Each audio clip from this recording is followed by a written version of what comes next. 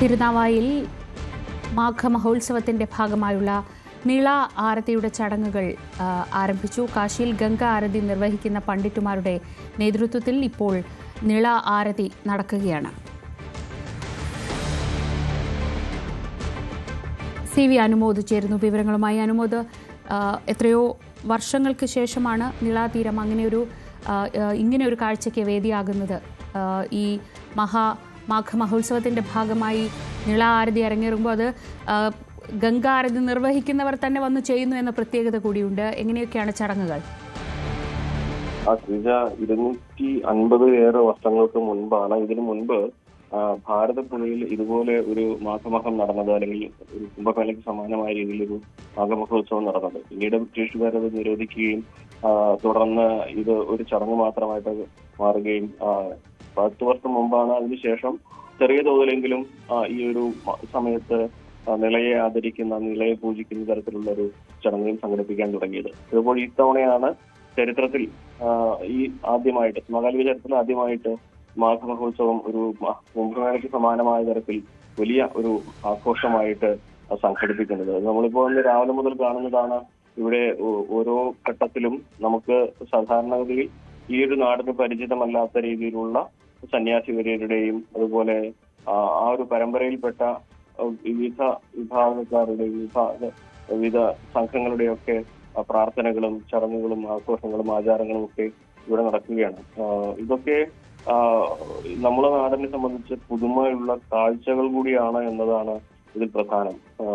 ഹൈന്ദവ വിശ്വാസപ്രകാരം സനാതന ധർമ്മത്തിന്റെ അടിസ്ഥാനത്തിലുള്ള ചടങ്ങുകൾ അതിനപ്പുറം ഇതിലൊരു ദൃശ്യ വ്യത്യസ്തത എന്നുള്ളത് കൂടി ഈ പ്രധാനമാണ്. നമ്മളിപ്പോ കാണാൻ പോകുന്നത് നിള ആരതിയാണ്. നമ്മൾ പലപ്പോഴും കാശിയിലെ വാരണാസിയിലേക്ക് ഈ ഗംഗയോടുള്ള ആരതി നമ്മൾ കണ്ടിട്ടുണ്ട്.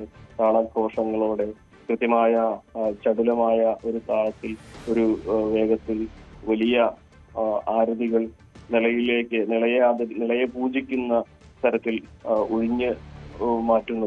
ഒഴിയുന്നത് കണ്ടിട്ടുണ്ട്. അതിന് സമാനമായിട്ടുള്ള ഒരു ചടങ്ങ് തന്നെയാണ് ഇവിടെ ഇപ്പോൾ നിളയിലേക്ക് നമ്മൾ കാണാൻ പോകുന്നത്.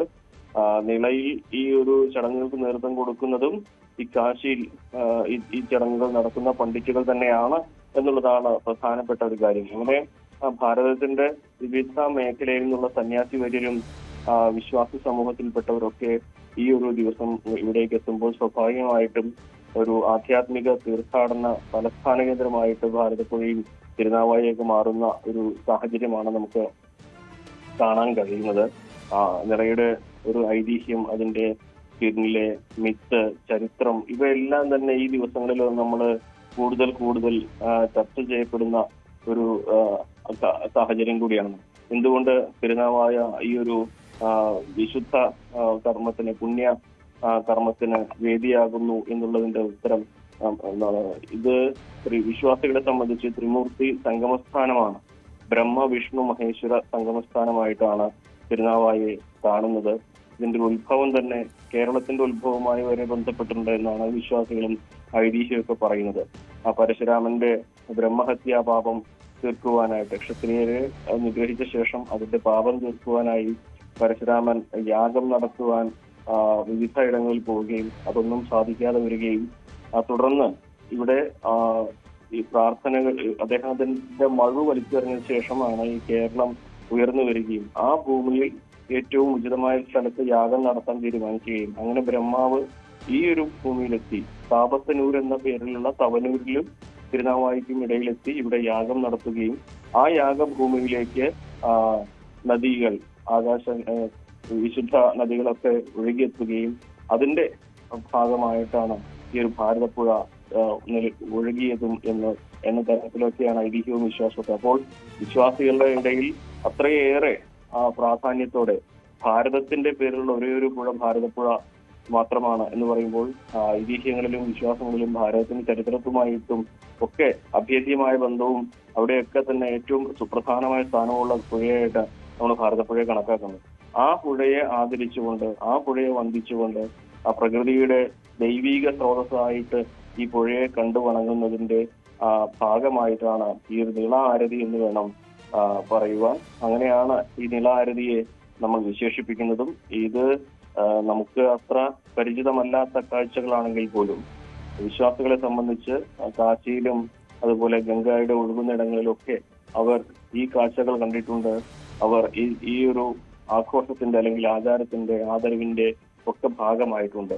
അപ്പോൾ അത്രയും പ്രധാനപ്പെട്ട, അത്രയും വിശുദ്ധമായ, അത്രയും പുണ്യപരിപാവനമായ ഒരു നദിയായിട്ട് ഭാരതപ്പുഴയെ ഈ ദിവസങ്ങളിൽ നമ്മൾ ആദരിക്കുകയാണ്, അതിന്റെ വിശുദ്ധി വിളിച്ചോടുകയാണ് എന്നാണ് സംഘാടകർ ഈ ചടങ്ങുകൾ സംഘടിപ്പിക്കുന്നതിലൂടെ തന്നെ വ്യക്തമാക്കുന്നത്. എന്താണെങ്കിലും ഇരുട്ട് വീണ് കഴിഞ്ഞിരിക്കുന്നു. ഇരുട്ട് വീണ ഈ ഒരു നിലയോരത്ത് ഇതുപോലെ ഒരു ഭക്തി പരിപാവനമായിട്ടുള്ള ഒരു നിമിഷം ഒരു പക്ഷേ അടുത്ത കാലത്ത് ഒന്നും ഉണ്ടായിട്ടുണ്ടാവില്ല എന്നുള്ളത് വേണം പറയാൻ.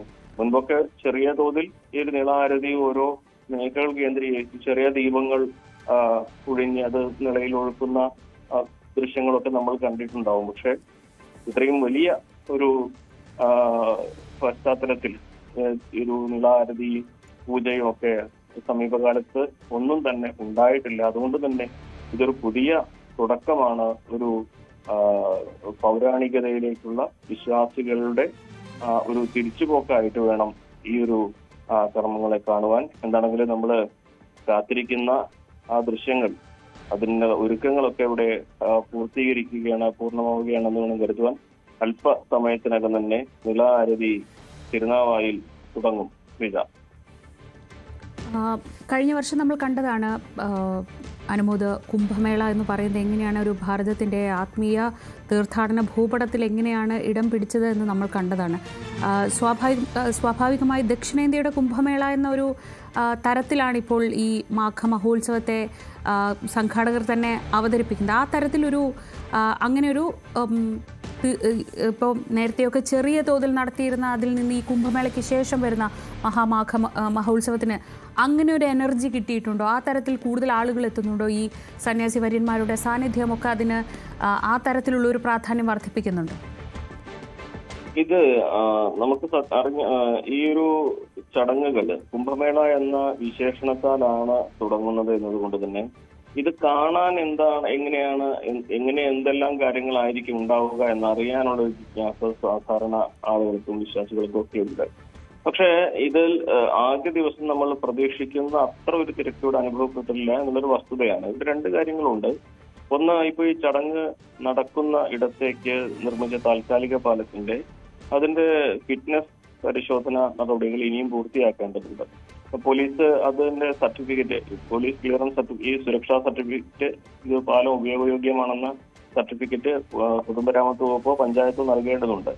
അതിനുള്ള നടപടികൾ ഒരു ഭാഗത്ത് പുരോഗമിക്കുകയാണ്. അപ്പൊ അത് ലഭിച്ചാൽ മാത്രമേ ഈ പാലത്തിലൂടെ എല്ലാവർക്കും ഇവിടേക്ക് വരാൻ കഴിയൂ.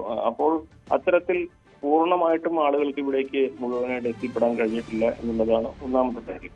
രണ്ടാമതായിട്ട് ഇനിയുള്ള ദിവസങ്ങളിൽ പ്രത്യേകിച്ച് ഈ ഒരു ഘോഷയാത്ര കൂടി എത്തിയതിനു ശേഷമാണ് അവിടെ ദിവസം മുഴുവൻ നീളുന്ന ഈ പൂജകളും അതേപോലെ യജ്ഞങ്ങളും മറ്റ് കർമ്മങ്ങളും ഒക്കെ തുടങ്ങാൻ പോകുന്നത്. അത് 23-ാം തീയതി മുതലായിരിക്കും, 22-ന് ശേഷമാണ് എന്നാണ് പറയുന്നത്. അപ്പോൾ ഇന്നത്തെ ദിവസം നമുക്ക് ഈ രാവിലെ കണ്ട ധ്വജാരോഹണവും അതിനുശേഷം വരുന്ന ഈ ഒരു നിള ആരതിയും ആണ് ഏറ്റവും വിഖ്യാതമായിട്ട് നമുക്ക് പൊതുജനങ്ങൾക്ക് കണ്ടാൽ മനസ്സിലാകുന്ന തരത്തിലുള്ള ചടങ്ങുകളുള്ളത്. മറ്റു ചില വിശുദ്ധ സ്നാനവും മറ്റു പുണ്യനാമജപവും ഒക്കെ ഉണ്ടെങ്കിൽ പോലും എല്ലാവർക്കും പങ്കെടുക്കാൻ കഴിയുന്ന മറ്റ് എല്ലാ വിഭാഗത്തിലും ഉൾക്കൊള്ളിക്കുന്ന ചടങ്ങുകൾ ഇതാണ്. അപ്പോൾ ഇനിയുള്ള ദിവസങ്ങളിൽ 22-ന് ശേഷമാണ് അത്തരത്തിലുള്ള ചടങ്ങുകളൊക്കെ നിശ്ചയിച്ചിരിക്കുന്നത്. അവിടേക്കൊക്കെ ആളുകൾ എത്തും എന്നാണ് ഇപ്പോൾ സംഘാടകർ പ്രതീക്ഷിക്കുന്നത്. എവിടെ നിന്നും, ഭാരതത്തിന്റെ വിവിധ ഭാഗങ്ങളിൽ നിന്നും അതുപോലെ തന്നെ കേരളത്തിന്റെ വിവിധ ഭാഗങ്ങളിൽ നിന്നും ഇവിടേക്ക് എത്താനുള്ള സംവിധാനങ്ങളൊക്കെ വിവിധ ട്രെയിൻ മാർഗമാവട്ടെ ബസ് മാർഗമാവട്ടെ എന്ന സംവിധാനങ്ങളൊക്കെ ഒരുക്കിയിട്ടുണ്ട്. പക്ഷേ കുംഭമേളയ്ക്ക് സമാനമായ തോതിൽ ഇവിടേക്ക് തീർത്ഥാടകർ എത്തുമോ എന്നുള്ളത് നമുക്ക് കണ്ടു തന്നെ അറിയേണ്ട ഒന്നാണ്. അതിന് പ്രധാനപ്പെട്ട ഒരു കാരണം ഇത് ഈ ഒരു മേഖലയിൽ ആദ്യമായിട്ടാണ് എന്നുള്ളത് തന്നെ. ഇപ്പോൾ അതിന്റെ ചടങ്ങുകളിൽ തുടങ്ങാൻ പോവുകയാണ്. നമ്മളതിന്റെ തത്സമയ ദൃശ്യങ്ങളാണ് കാണുന്നത്. കാത്തിരിക്കുന്ന ഈ നിള ആരതി എന്ന ആ ഒരു ഏറ്റവും വിശിഷ്ടമായ, ഏറ്റവും പ്രധാനപ്പെട്ട ആ ചടങ്ങിലേക്ക് അവിടെ കിടക്കാം. നമുക്ക് ഇവിടുത്തെ ശബ്ദ പശ്ചാത്തലങ്ങളിലേക്ക് കൂടി പോകാം. തീർച്ചയായും നമുക്ക് തത്സമയ ദൃശ്യങ്ങളിലേക്ക് തന്നെ പോകാം. നീള ആരതി, നമ്മൾ മുൻപ് ഗംഗാ ആരതിയാണ് കണ്ടിട്ടുള്ളത്. ഗംഗയെ ദേവിയായി ആരാധിച്ചുകൊണ്ട് ഗംഗയ്ക്കായുള്ള ആരതിയാണ് ഗംഗാ ആരതി. അതുപോലെ ഭാരതപ്പുഴയെ ദേവിയായി ആരാധിച്ചുകൊണ്ടുള്ള ഭാരതപ്പുഴയ്ക്കായുള്ള ആരതി പൂജ നടക്കുകയാണിപ്പോൾ.